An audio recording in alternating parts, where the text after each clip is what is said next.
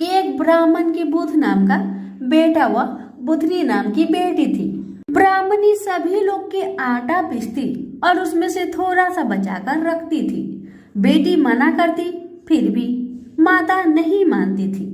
एक बार की बात है कि ब्राह्मणी पीहर गई। पीछे से बुधनी सबका आटा पीसती पर किसी का आटा नहीं रखती। ब्राह्मणी पीहर से आई तो सबने उसे कहा कि तू हमारा आटा चुराती थी, तेरी बेटी हमको पूरा आटा देती है, हम तुझे आटा पीसने नहीं देंगे। तो सभी गांव वालों के जाते ही माता बुधनी को मारने लगी, कहने लगी कि मैं तेरा ब्याह कुत्ते से कर दूंगी और घर से निकाल दूंगी। यह देखकर बुध भगवान ने सोचा, बेटी सत से रही, इसका कष्ट मिटाना पड़ेगा। भगवान कुत्ते का भेष बनाकर आए। उसके भाई ने उस कुत्ते को ही तिलक कर दिया। सारे गांव में गूंज रही थी कि भगवान का ब्याह हो रहा है। बुधनी की माँ जिससे काम कराए वो ही कहे, हमको तो फुर्सत नहीं है, भगवान के ब्याह का काम है। अब तो वो परेशान होकर बुधनी को और मारने लगी और बोली कि तू निर्भागी है जो तेरे ब्याह का कोई काम नहीं झेलता। ब्याह की बेला भगवान कुत्ते का रूप ले गांव में हल्ला हो गया कि बुधनी का ब्याह कुत्ते से हो रहा है। बोली, भगवान अब परीक्षा मत लो, अब मेरी हंसी कर रहे हैं। तो भगवान असली रूप में आ गए। विदा होते समय पालकी में बुधनी को बैठाया और विदा कराई। ससुराल में समय बीता। एक बुधनी की सहेली बोली, भगवान तुझे तो ऊंची रखते हैं पर साथ की चाबी तुझे नहीं देते। बुधनी चाबी की जिद भगवान से करने लगी तो भगवान ने चाबी दे दी। ताला खोला, देखा कि माँ एक नरक जैसा वातावरण में पड़ी है। तुरंत भगवान के पास जाकर बोली, मेरी माँ की यह दशा क्यों हुई? भगवान बोले, ये अपने कर्मों का दुख भोग रही है। बुधनी बोली, आप जैसे जमाई मेरी माँ के हैं, इस वास्ते माँ को छुड़ाओ। भगवान बोले, तेरी भाभी बुध अष्टमी का व्रत करे तो ये जून छूटे। बुधनी पीहर गई। भाभी की बच्चा होने वाला था। वो आई, बोली, इसका कष्ट दूर होते ही इसको बुध अष्टमी का व्रत कराएंगे। थोड़ी देर में भाभी का लड़का हुआ, बेटा हुआ। बाद में बुधनी बोली, चांद के पखवाड़े में बुधवार को आने वाली अष्टमी का 8 व्रत करके 9वें में उद्यापन करना। पोथी सुननी, 8 जोड़ा जोड़ी को चिमाकर वस्त्र देना, दक्षिणा देना और हाथ जोड़कर कहना, मेरे माँ बाप जिस जून में हो वहां से निकलकर बैकुंठ में वास करे। बुध और उसकी स्त्री ने यह व्रत किया और नरक से उसकी माँ को छुड़ा बैकुंठ का वास करवाया। बुधनी जी ने अपनी माँ को नरक से छुड़ाया। उसी तरह सब बेटियां अपनी माँ को बैकुंठ में वास के लिए ये व्रत करें। से बोलिए बुद्ध देव की जय। एक बार एक राजा के एक लौते पुत्र को शीतला निकल गई, यानी कि चेचक निकल गई। उसी की राज्य में एक काछी पुत्र को भी शीतला निकली हुई थी। काछी परिवार बहुत गरीब था पर भगवती का उपासक था। वह धार्मिक दृष्टि से जरूरी समझे जाने वाले सभी नियमों को बीमारी के दौरान भी भली भांति निभाता रहा। घर में साफ सफाई का विशेष ख्याल रखा जाता था। नियम से भगवती की पूजा होती थी। नमक खाने पर पाबंदी थी। सब्जी में ना तो छौंक लगता था और ना कोई वस्तु भुनी तली जाती थी। गरम वस्तु न वह स्वयं खाता न शीतला वाले लड़के को देता था। ऐसा करने से उसका पुत्र शीघ्र ही ठीक हो गया। उधर जब राजा के लड़के को शीतला का प्रकोप हुआ तब से उसने भगवती के मंडप में सतचंडी का पाठ शुरू कर रखा था। रोज हवन व रोज बलिदान होते थे। राज पुरोहित भी सदा भगवती की पूजन में निमग्न रहते थे। राजमहल में रोज कढ़ाई चढ़ती, विविध प्रकार के गर्म स्वादिष्ट भोजन बनते। सब्जी के साथ कई प्रकार के मांस भी पकते थे। इसका परिणाम ये होता कि उन लजीज भोजनों के गंध से राजकुमार का मन मचल उठता। वह भोजन के लिए जिद करता। एक तो राजपुत्र और दूसरे एकलौता। इस कारण उसकी अनुचित जिद भी पूरी कर दी जाती थी। इस पर शीतला माता का कोप घटने के बजाय बढ़ने लगा। शीतला के साथ साथ उसे बड़े बड़े फोड़े भी निकलने लगे। जिनमें खुजली व जलन अधिक होती थी। शीतला की शांति के लिए राजा जितने भी उपाय करता, शीतला का प्रकोप उतना ही बढ़ता जाता, क्योंकि अज्ञानतावश राजा के यहाँ सभी कार्य उल्टे हो रहे थे। इससे राजा और अधिक परेशान हो उठा। उसकी समझ में नहीं आ रहा था कि इतना सब होने के बाद भी शीतला का प्रकोप शांत क्यों नहीं हो रहा है। एक दिन राजा के गुप्तचरों ने उन्हें बताया कि काछी पुत्र को भी शीतला निकली थी, पर वह बिल्कुल ठीक हो गया है।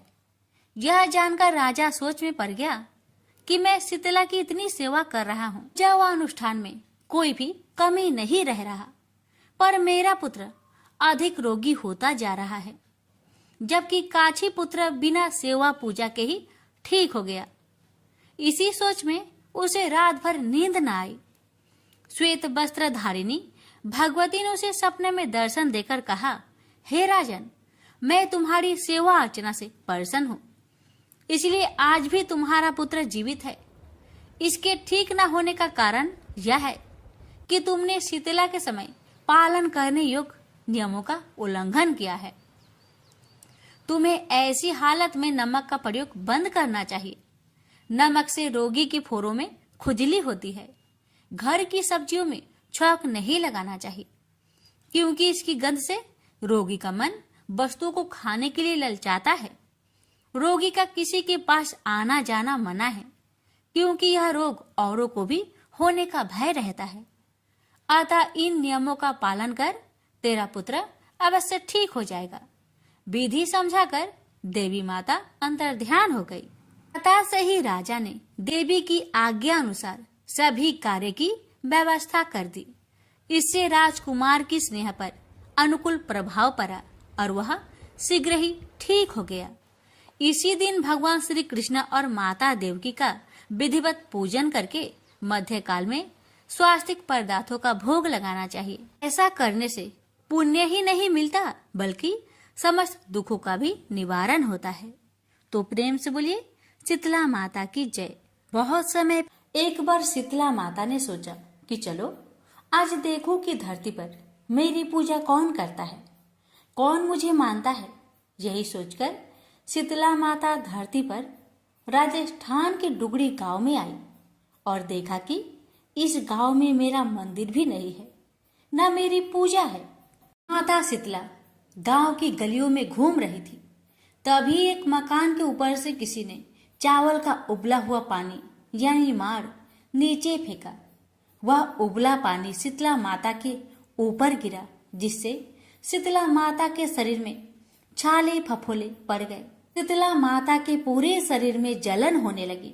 शीतला माता गांव में इधर उधर भाग भाग के चिल्लाने लगी, अरे मैं जल गई, मेरा शरीर तप रहा है, जल रहा है, कोई मेरी मदद करो।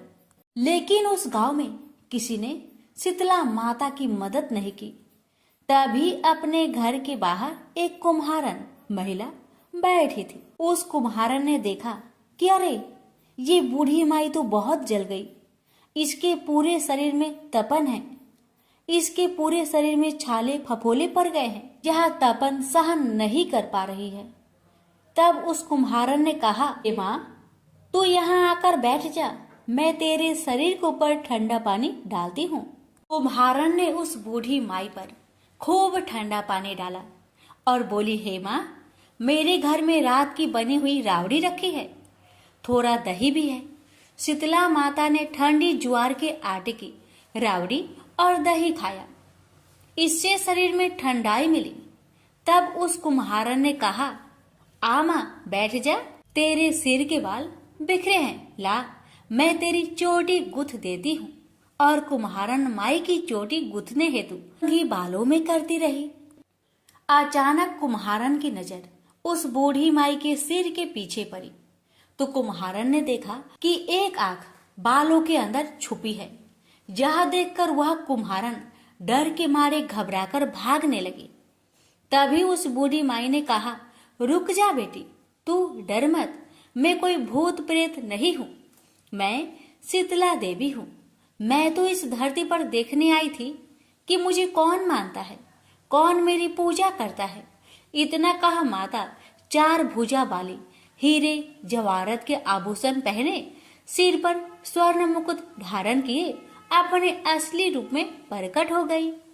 माता के दर्शन कर कुम्हारन सोचने लगी कि अब मैं गरीब इस माता को कहाँ बैठाऊं। तब माता बोली, हे बेटी, तू किस सोच में पड़ गई? तब उस कुम्हारन ने हाथ जोड़कर आंखों में आंसू बहाते हुए कहा, हे माँ, मेरे घर में तो चारों तरफ दरिद्रता है, बिखरी हुई है। मैं आपको कहाँ बैठाऊं? मेरे घर में ना तो चौकी है, ना बैठने का आसन। तब शीतला माता प्रसन्न होकर उस कुम्हारन के घर पर खड़ी हुई। गधे पर बैठकर एक हाथ में झाड़ू, दूसरे हाथ में डलिया लेकर उस कुम्हारन के घर की दरिद्रता को झाड़कर डलिया में भरकर फेंक दिया और उस कुम्हारन से कहा, बेटी, मैं तेरी सच्ची भक्ति से प्रसन्न हूँ। अब तुझे जो भी चाहिए मुझसे वरदान मांग ले।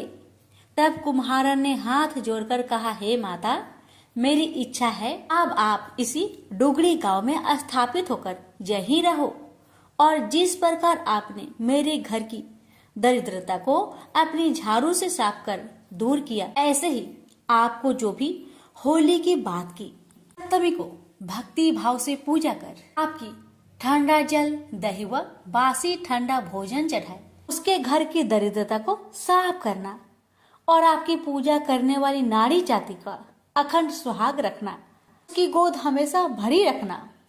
साथ ही जो पुरुष शीतला सप्तमी को नाई के यहाँ बाल ना कटवाए, धोबी को कपड़े धुलने ना दे और पुरुष भी आप पर ठंडा जल चढ़ाकर, नारियल फूल चढ़ाकर परिवार सहित ठंडा बासी भोजन करे, उसके काम धंधे व्यापार में कभी दरिद्रता न आए। तब माता बोली, तथास्तु। हे बेटी, जो जो तुमने वरदान मांगे मैं सब तुझको देती हूँ। हे बेटी, तुझे आशीर्वाद देती हूँ कि मेरी पूजा का मुख्य अधिकार इस धरती पर सिर्फ कुम्हार जाति का ही होगा। तभी उसी दिन से डुगड़ी गांव में शीतला माता स्थापित हो गई और उस गांव का नाम हो गया सील की डुगड़ी। सील की डुगड़ी भारत का एकमात्र मुख्य मंदिर है। शीतला सप्तमी पर वहाँ बहुत विशाल मेला लगता है। इस कथा को पढ़ने से या श्रवण करने से दरिद्रता का नाश होने के साथ सभी मनोकामनाएं पूरी होती है। जय माँ शीतला सबका कल्याण करे। शीतला माता की आरती। जय शीतला माता मैया, जय शीतला माता, आदि ज्योति महारानी सब फल की दाता। जय शीतला माता, रतन सिंहासन शोभित श्वेत छत्र भ्राता, रिद्धि सिद्धि चवर दुलावे जगमग छवि छाता। जय शीतला माता, विष्णु श्वेत ठाठे सेवे शिवधाता, वेद पुराण वर्णत पार नहीं पाता। जय शीतला माता, इंद्र मृदंग बजावत चंद्र वीणा हाथा, सूरज ताल बजाते नारद मुनि गाता। जय शीतला माता, घंटा शंख सहनाई बाजे मन भाता, करे भक्त जन आरती लखी लखी हर हाता। जय शीतला माता, ब्रह्मा रूप वरदानी तुम ही तीन काल ज्ञाता, भक्तन को सुख देनो मातु पिता भ्राता। जय शीतला माता, जो भी ध्यान लगावे प्रेम भक्ति लाता, सकल मनोरथ पावे भाव निधि तर जाता। जय शीतला माता, रोगन से जो पीड़ित कोई शरण तेरी आता, कोढ़ी पावे निर्मल काया अंध नेत्र पाता।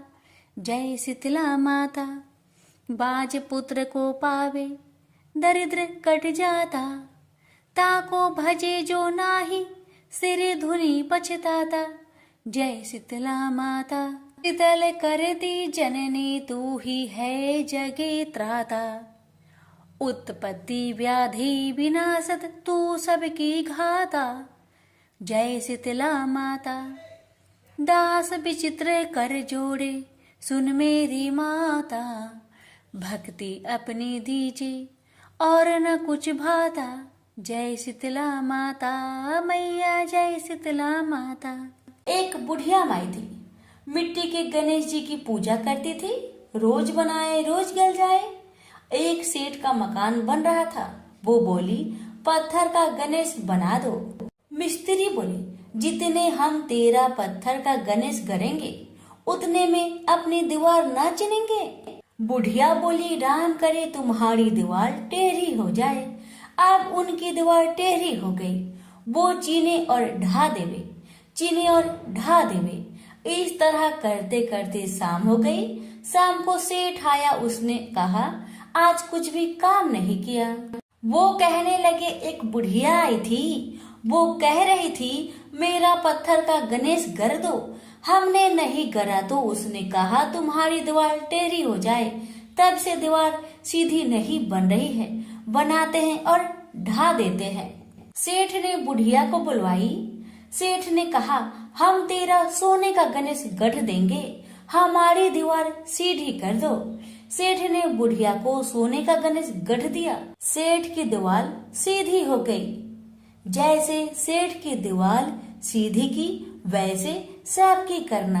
कहानी कहने वाले, सुनने वाले, हुक्कार भरने वाले सभी पर अपनी कृपा सदा बनाए रखना। प्रेम से बोलिए गजानंद भगवान की जय।